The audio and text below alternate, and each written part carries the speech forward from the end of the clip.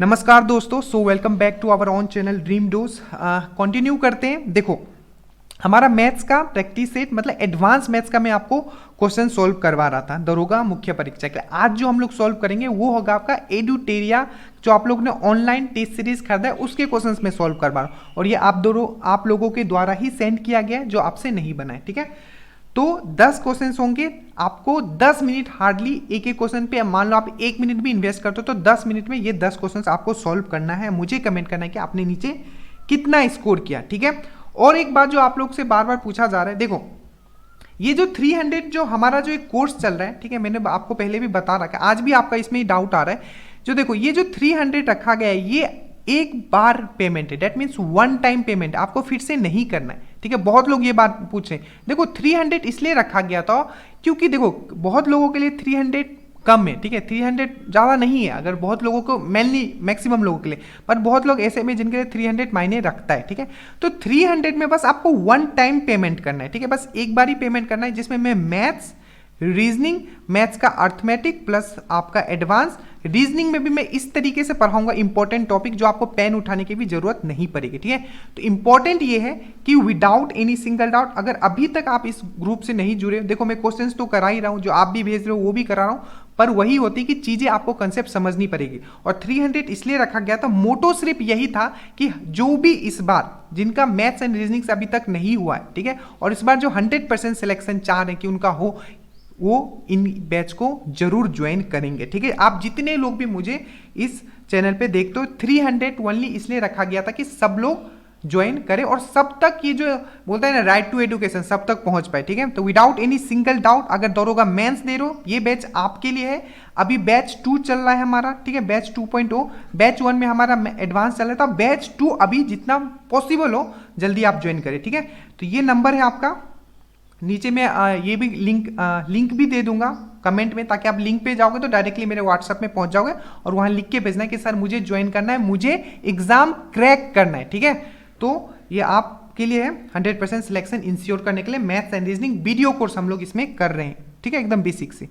तो आज स्टार्ट करते हैं। पहला क्वेश्चन, ये क्वेश्चन आपको मैंने होमवर्क दिया था, सो मैक्सिमम लोग ने गलती की है। ठीक है, पर उनका मैं नाम भूल गया, जो जिन्होंने सही किया था तो उनका माफ कीजिएगा, उनका नाम मुझे लेना चाहिए था। चलो स्टार्ट करते हैं। पहला क्वेश्चन ये आप लोगों के द्वारा ही भेजा गया, सब एडुटेरिया करेंट टेस्ट सीरीज के। पहला क्वेश्चन, यदि 12 व्यक्ति किसी काम का 3/5 भाग 10 दिन में कर सकता है तो 20 दिन में काम समाप्त करने के लिए कितने व्यक्ति काम में लगाने होंगे। देखो ये क्वेश्चंस बहुत ही सिंपल है, थोड़ा कैलकुलेशन करना है, विद इन ए सेकेंड आपका आंसर आ जाएगा। बस इसमें क्या है कि MDH वाला आपने फॉर्मूला पढ़ा होगा, बस वही है। ठीक है, M1 D1 M2 D2, यहाँ W1 एंड W2, पर हम लोग W1 और W2 कभी लिखते नहीं है, तब नहीं लिखते हैं जब हमारा वर्क जो हो दोनों सेम हो। ये चीज आपको दिमाग में रखना है, नहीं तो गलती कर जाओगे। ये नीचे आता है, ऊपर तो आता है मैन और डेज, और नीचे आता है आपका वर्क। ठीक है, तो यहां तो वर्क दोनों के लिए सेम है, तो हमें इसकी जरूरत नहीं पड़ेगी। पर यहां बोला है कि 3 यूनिट वर्क जो है वो कितने दिन में करता है, 10 दिन में। टोटल वर्क कितना है आपका, 5 है, तो कितना हो जाएगा, कितने दिन में करेगा, ये करेगा 50/3 डेज में। तो मतलब टोटल वर्क कितने डेज में कर लेता है, तो 50/3 डेज में। तो ये हो गया आपका डेज।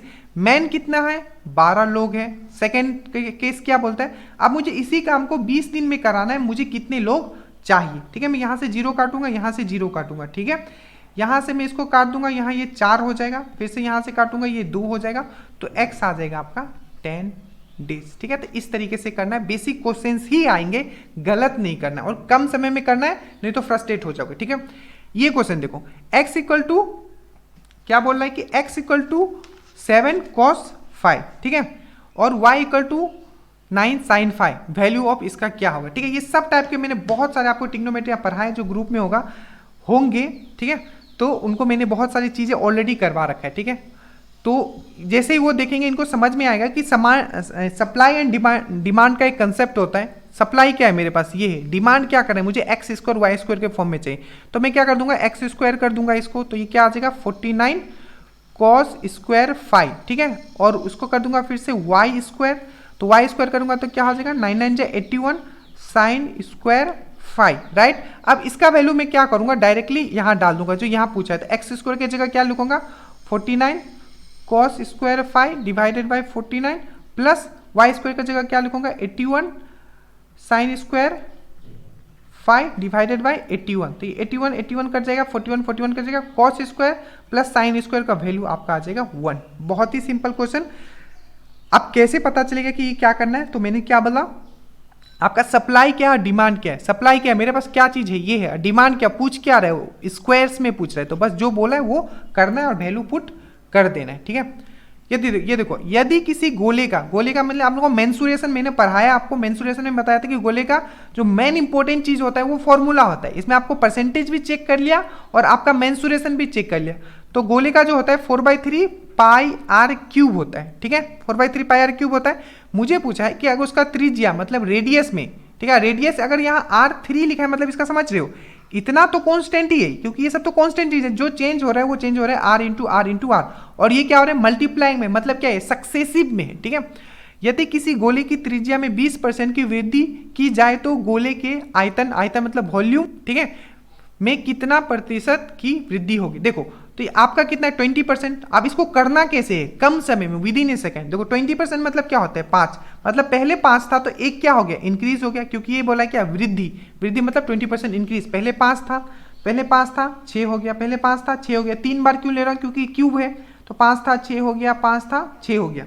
सक्सेसिव आपने कंपाउंड इंटरेस्ट में भी आपने कहीं से भी पढ़ा है, ठीक है, आपको वो बैच जरूर ज्वाइन करना है, ठीक है, ताकि आप एग्जाम में कम समय में किसी चीज को कर पाओ। और जिनका वीक है वो तो विदाउट एनी सिंगल डाउट आपको वो ज्वाइन कर लेना है। ये देखो, तो ये 5 क्यूब हो जाएगा, ठीक है, 5 जा 25, 25 जा 125, और ये क्या है 6 का क्यूब, टंग पे होना चाहिए, मतलब जैसे ही देखो 6 का क्यूब 216, अब वहां काउंट करने और मल्टीप्लाई करने नहीं बैठोगे, ठीक है। अब देखो क्या बोले कि कितना वृद्धि हुआ है, तो इन दोनों को अगर माइनस करते हो 216 और 125, तो ये आपका 91, और कितना किस पे बढ़ रहा है, हमेशा जो ओरिजिनल वैल्यू होता है 125 पे, तो 91/125 करोगे, ठीक है, और इसको जब आप काटोगे तो ये जो आपका आ जाएगा, इंटू आप 100 करोगे, ठीक है, तो ये आपका आ जाएगा 72.8% की वृद्धि। अब ये कैलकुलेशन करने भी आना चाहिए, अगर यही चीज अगर नहीं कर पाओ तो फिर वहां भी हो जाएगा। तो कैलकुलेशन का भी एक ट्रिक होता है जो आपको पता होना चाहिए। खैर हम लोग अभी यहाँ इसकी ही बात करते हैं, ऐसे मैंने बहुत बार बताया ये सब चीजें कि जल्दी से कैसे करना है, ठीक है।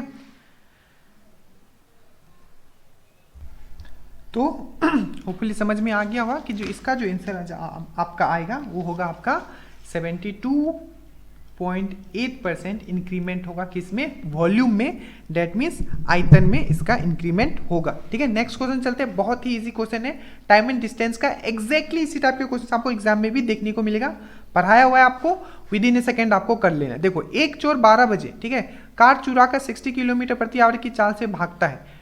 चोरी का पता 3 बजे चलने के बाद उसके पीछे, आप लोगों को भी ये करना पड़ेगा, अच्छे से पढ़ोगे तो ये स्थिति भी देखने को मिलेगी आप लोगों को, ठीक है। उसके पीछे 80 किलोमीटर पर आवर की चाल से मतलब पीछा किया जाता है, पुलिस करते हैं, चाहे आप मान लो अभी यहाँ कंडीशन पुलिस का ही मान लो, कितने घंटे बाद वो चोर पकड़ा जाएगा। देखो ये सिंपल सी है कहानी, अगर आपने किया है तो विद इन ए सेकेंड इसका आंसर बता दोगे कि इसका 9 घंटा में पकड़ लेगा उसको। देखो मैं इसको थोड़ा सा एक्सप्लेन कर देता हूँ।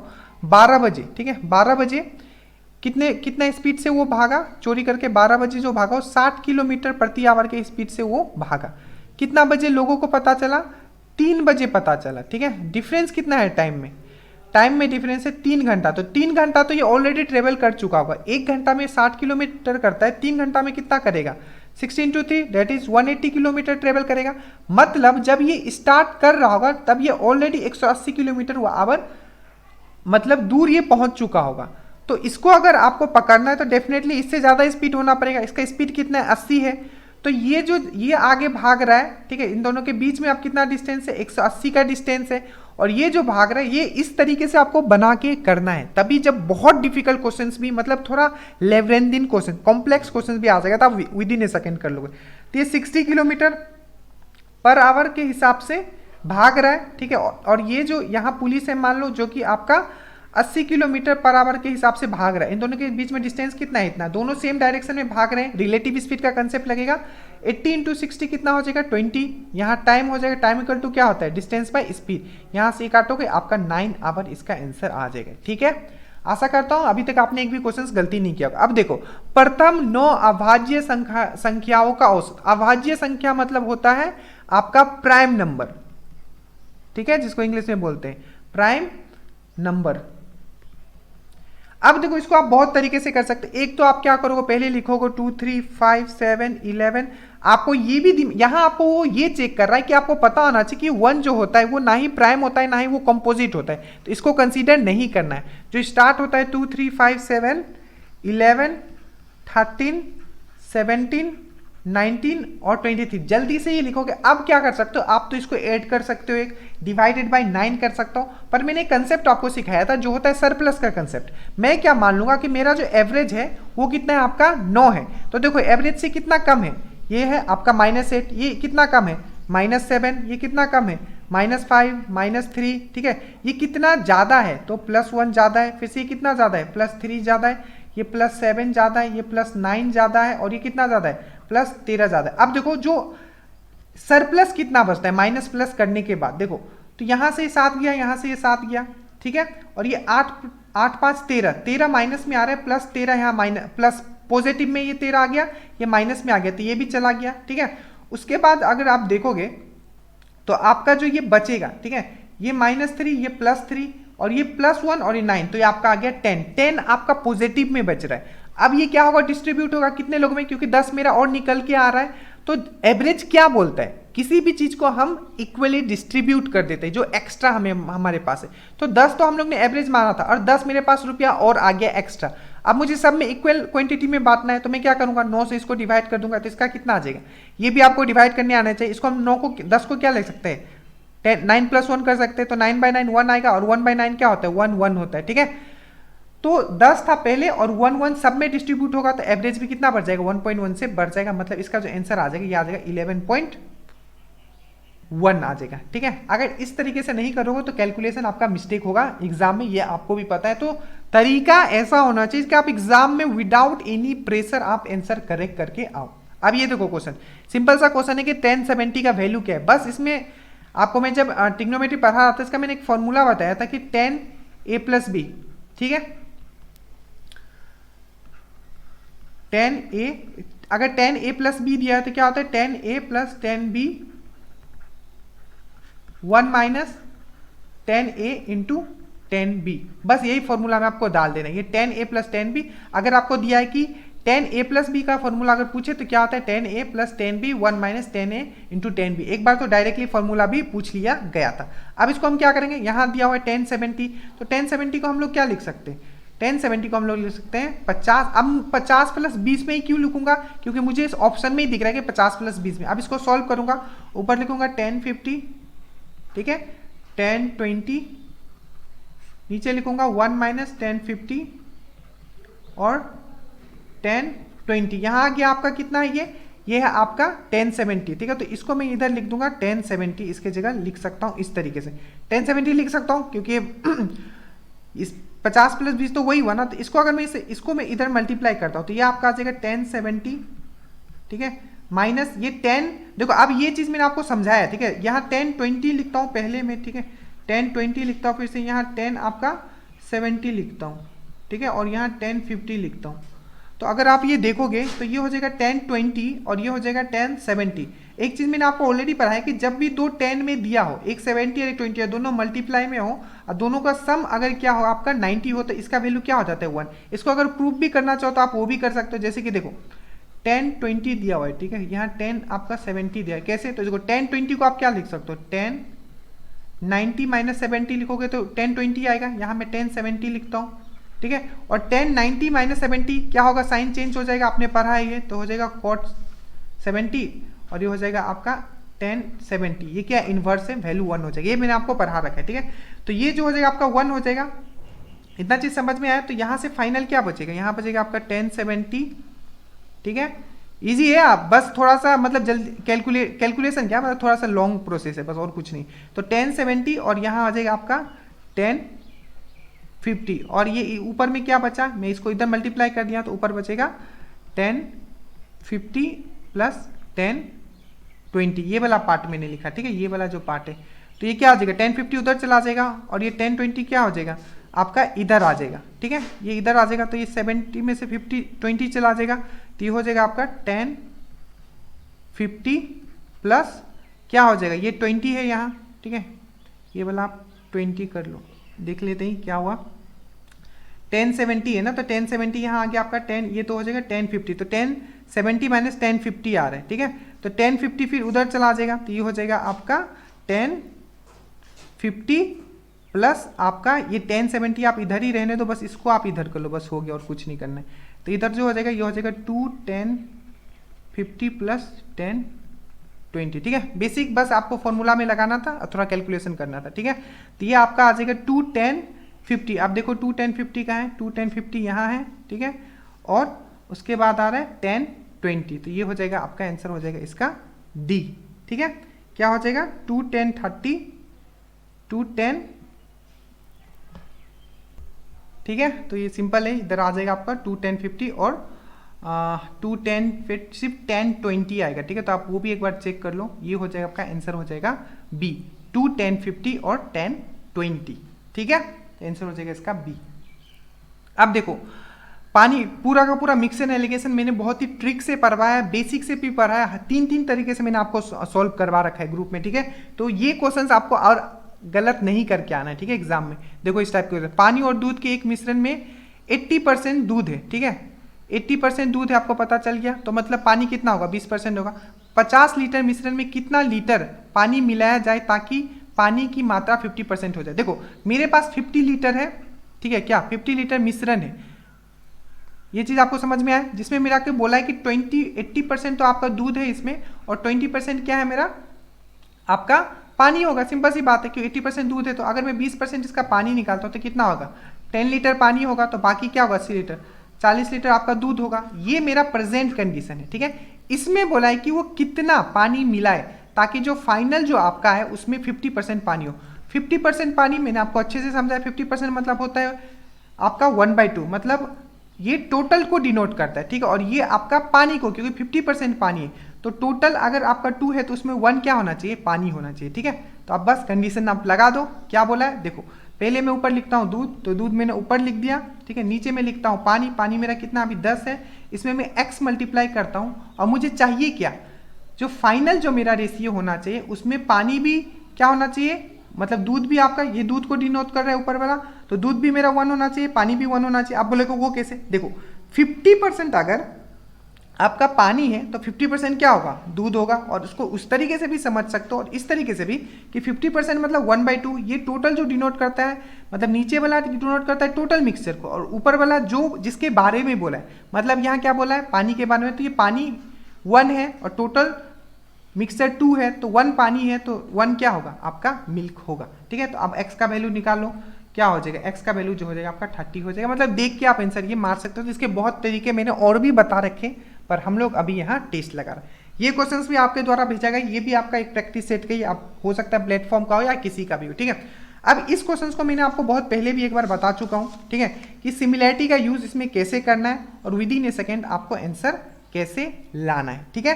तो इसको आप जल्दी से करो, एक बार आप खुद से भी ट्राई करो, उसके बाद मैं आपको बताता हूँ कि इसको कैसे करना है। देखो इस टाइप के क्वेश्चंस आपको बस क्या है कि बेसिक चीजें आपको बस पता होना चाहिए, ठीक है। देखो क्या बोला है, ट्रायंगल एबीसी है, तो मैं क्या कर लेता हूँ, और ये बोला है कि समकोण है, मतलब क्या आपका राइट एंगल ट्रायंगल, तो मैं जल्दी से एक राइट एंगल ट्रायंगल ड्रॉ करूंगा यहाँ, ठीक है। ये हो गया आपका ए, ये हो गया आपका बी, और ये हो गया आपका सी, ठीक है, समझ में आया। उसके बाद बोला है कि बी डी उसकी ऊंचाई है, तो बी, अब मैं डायरेक्टली क्यों ड्रॉ कर रहा हूँ आपको समझ में आ जाएगा, ठीक है। मैंने बी डी डायरेक्टली इसका ऊंचाई ले लिया, तो ये यहाँ से यहाँ तक ऊंचाई है। उसके बाद बोला कि ए डी जो है मेरा 9 है। अब अगर ये समझ में नहीं आता कि बी डी इसका ऊंचाई कहाँ से मैं ड्रॉ करूँ, तो बाद में आपको ये समझ में आ जाता कि डी जो होगा यही होगा, तभी वो बोला कि ए डी इक्वल टू 9 है, और उसके बाद डी सी जो है आपका ये 16 है, ठीक है। तो मुझे बोला है कि ये बी डी का मतलब बी डी का जो लेंथ है ये कितना होगा, ठीक है। तो सिंपल है, मैं क्या लूंगा, दो ट्रायंगल ले लूंगा, एक ले लूंगा ए बी डी, ठीक है, और एक ले लूंगा पूरा ए बी सी, ये 2 ट्रायंगल ले लूंगा। एक क्या लूंगा, ट्रायंगल ए बी डी जो है आपको दिख रहा है, ये ट्रायंगल क्या है, सिमिलर किसका ट्रायंगल है, ए बी सी। ये सिमिलरिटी प्रॉपर्टी भी मैंने आपको पढ़ाया है ट्रायंगल में, ए टू जेड, ठीक है। तो ए बी सी, और जो नहीं है ग्रुप में, मतलब मान के चल रहा हूं कि आप लोग पढ़े हुए हो, आप ये नहीं कह सकते कि सर मैंने पढ़ा ही नहीं, मतलब आप पढ़े हुए हो तभी आपने ग्रुप ज्वाइन नहीं किया। चलो, तो A B D is similar to A B C, ठीक है। आप देखो, आप मैंने प्रॉपर्टी आपको समझाया था और आपने भी पढ़ा होगा कि जब भी इस टाइप का, इस तरीके से हम लोग क्या लिख सकते हैं, साइड का रेशियो लिख सकते हैं। तो ए बी बाई क्या लिख सकते हैं हम लोग, ठीक है। ए बी देखो, ए पहले देखो ट्रेंगल देखो, ए बी सी पूरा मैंने लिया, ए बी सी में बड़ा ट्रेंगल पहले ले लेता हूँ, ठीक है, वो ज़्यादा बेटर रहेगा। A B C similar triangle किसका हो जाएगा, ट्रेंगल ए बी डी, ठीक है। तो ए बी बाई में क्या लिखूंगा, a b by a b आ जाएगा यहाँ तो, ठीक है। तो ए बी बाई क्या होगा, तो इसको क्या लिख सकता हूँ, ए बी बाई ए सी, ठीक है। दो ट्रेंगल मैंने लिया ए बी और ए बी डी, ठीक है। इसको क्या लिख सकता हूँ यहाँ 9 और यहाँ क्या लिख सकता हूँ ए बी, ठीक है। इसके बाद क्या होगा, ए बी स्क्वायर में आ जाएगा और ये हो जाएगा 9 इंटू 25 और ए बी का जब वैल्यू आप यहाँ से निकाल लोगे तो ये 3 आएगा और यहाँ से आपका स्क्वायर कर दोगे ना, तो स्क्वायर जब हो जाएगा आपका तो टोटल जो हो जाएगा आपका सिंपल आप इसको क्या करो 225 हो जाएगा, डायरेक्टली करेगा 9 × 45 ना करो 18 18 18 19 20 21 22 225 हो जाएगा, रूट ऊपर डाल दो तो ये आ जाएगा आपका 15 आ जाएगा, ठीक है। तो ए बी जो आ गया आपका, ठीक है, यहाँ से आपको पता चलेगा कि ए बी आपका आ गया 15, ठीक है। तो आपको आप क्या कर लगा, पाइथागोरस लगा लोगे, ये आपका आ गया 15, ये आ गया आपका 9 और आपको क्या निकालना है, ये वाला आपको निकालना है। आप यहाँ ये मत करने लग जाना कि आप इसको निकाल रहे हो, ठीक है। आप इसको डायरेक्टली 888 लगाओगे। 888 क्या होता है, 9 15 और 12, ठीक है, ये इसका डायरेक्ट 888 होता है। तो 888 से आपका डायरेक्टली निकल जाएगा कि ये हो जाएगा 12। अब मैंने कैसे बता दिया, देखो ये 15 का क्या होता है 225, ठीक है, ये 9 का क्या होता है 81 और 15 का क्या 12 का क्या होता है 144। इसको अगर 8 करोगे तो ये आ जाएगा आपका 5, ये हो जाएगा 8 4 12 और ये हो जाएगा 225। इस तरीके से भी निकाल सकते हो या आप इसको पाइथागोरस निकाल के, जैसे ही मैंने देखा कि ये मेरा 15 है, ये 9 है, अब मुझे ये निकालना है तो मैं डायरेक्टली 12 लिख दिया। या आप क्या करोगे, पाइथागोरस थ्योरम लगा लोगे, ठीक है, उससे भी निकाल सकते हो। तो इसका आंसर हो जाएगा आपका डी, ठीक है। आगे चले, अब ये लास्ट क्वेश्चन है, ठीक है, इसको मैं जल्दी से आपको करवाता हूँ। इसका जो सही आंसर है ये है आपका x जो आएगा ये आएगा 60। आप लोग ने क्यों गलती किया मैं बताता हूँ। आप लोग ने क्या किया, मैंने आपको एक प्रॉपर्टी बताया था कि अगर जब भी हम लोग को एक सर्कल ड्रॉ करते हैं, ठीक है, और जब वो सेंटर से एक डायमीटर से एक सेगमेंट है, मतलब ये सेंटर है, ये O है, और यहाँ से अगर कोई ये एंगल बनता है तो ये वाला एंगल क्या होगा 90 होगा।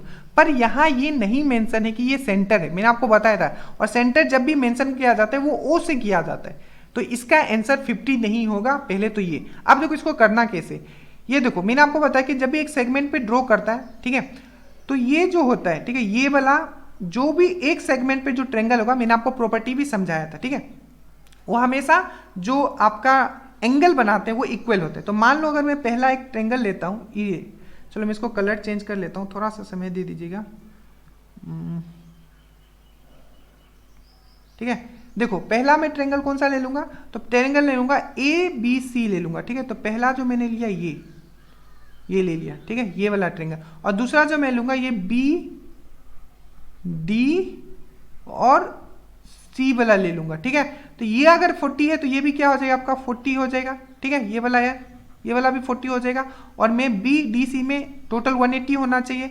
तो अगर मैं 40 प्लस एक्स प्लस 80 करता हूँ इक्वल टू क्या हो जाएगा आपका ये 180 हो जाएगा, ठीक है। शायद फिर से आप दिख नहीं रहा होगा, येलो वाला चेंज कर लेता हूँ, ठीक है। तो ये हो जाएगा 40 plus X plus 80 equal to कितना हो जाएगा आपका 180 हो जाएगा। तो 8 4 12 120, ठीक है, और 180 माइनस 120 जो हो जाएगा ये हो जाएगा आपका 60। तो इसका सही आंसर जो हो जाएगा 60।